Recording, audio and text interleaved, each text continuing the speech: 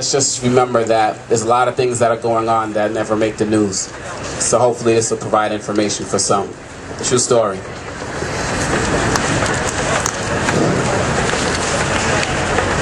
Je viens d'un pays ni de la liberté, pas le pays de la liberté. My beloved Congo, the joke of the African continent, the world's gold, diamond, and coltan mine. Rwanda's concubine.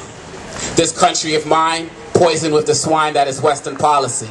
You see, Western and Asians exploit the riches but live behind gated communities with underpaid Congolese security. So they're closing the door on fractured Congolese faces with one hand while robbing her for resources with the other.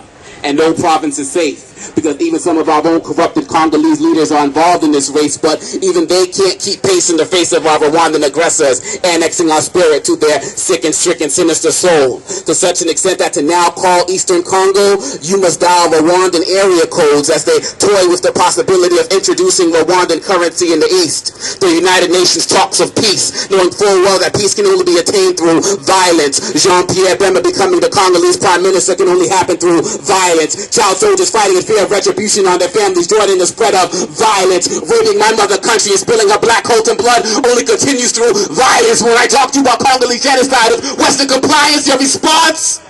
Silence. You see, I know, because I used to be just like you, sitting there smiling while other folks lie dying. Even brought my wife a diamond and probably spilled the blood of a distant cousin for it and chose to ignore it. But now I visited Congolese refugee camps to find that there's not even any refuge for refugees. Abandoned Congolese mothers and children living in tents made out of empty rice bags while lice drags through their hair, and their daughters living in despair start having sex, and babies at 12 years old with 50-year-old married men with no humility who pays them 25 cents for their virginity and the possibility of exchange for AIDS, while the World Bank gives us absentee father of a government aid. But I'm looking for a cure for both diseases, because 4 million have died in 4 years, and too many orphans are shedding tears as they start dying in the streets at 11 years old, because even though it's hot on the outside, their inner spirits are cold from walking around starving in the capital city that barely has paved roads, and eating half a meal a day can't heal that. Living on less than $1 a month won't heal that. It's just y'all only see Israel, Palestine, Afghanistan, and Iraq on the news.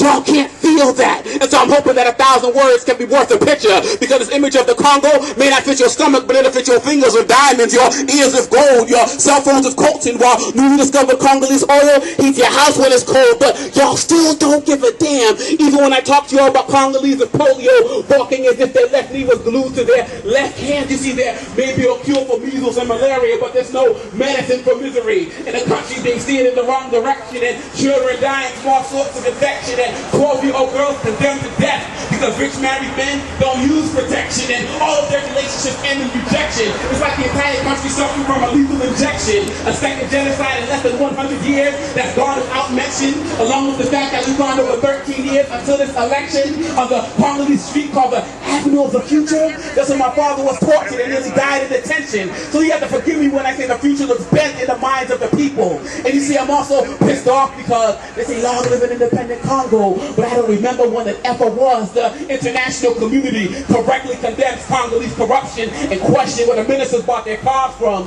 But the world is become deaf when I ask where our invaders got their arms from.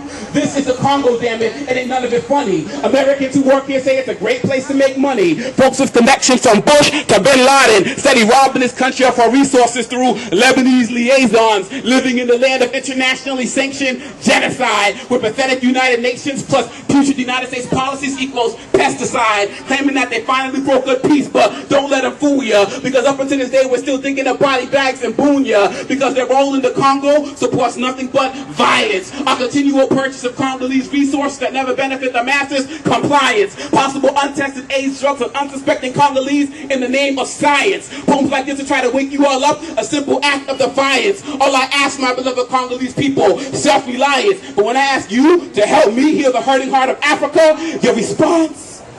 Science.